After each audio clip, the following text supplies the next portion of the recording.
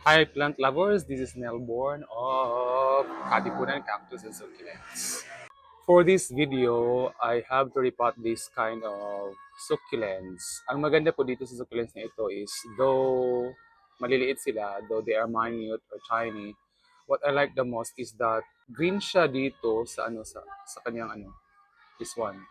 Pero once directed to the sun, once hit by the sun, after a month, ay magkakaiba yung color niya. Parang nagda-dark green siya dito with something like brownish that makes this succulents colorful.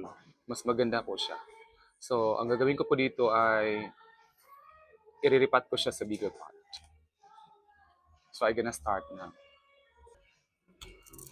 I am using here a clay pot na nagamit na siya, an old one, na this is actually an orchid pot. Pero ang ginamit ko siya for my cactus and succulents for aeration. After that, use this one.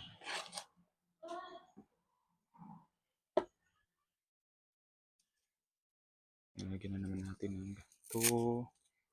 Cocoa husk. Cocoa husk. Cocoa cubes, cocoa husk. Ano ba yan? Parang ganun, no? It's just it.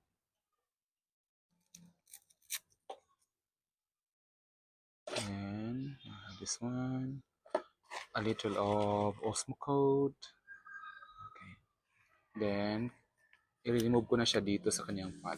Kasi po, yung pot po na ginamit ko originally is, maliit and plastic po siya. Plastic bottle ng Coke mismo. Okay. So, ayan na.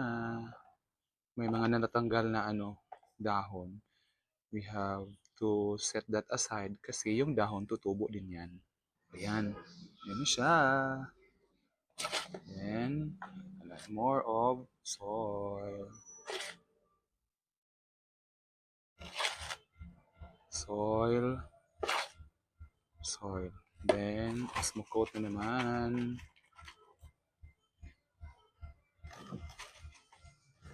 Osmocote. May mga ganito po ako, pero yung medyo malalaki na mga dahon, pero green po siya. They are all green.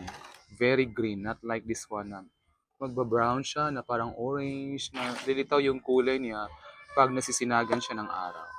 So since I'm done with this, magkakaroon tayo ng toppings. Yung toppings ko po ay this one, perlite. Lagyan natin ng perlite sa ibabaw as toppings.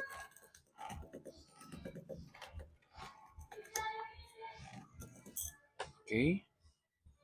And I think I'm done. Thank you guys for watching. See you next time. Bye-bye.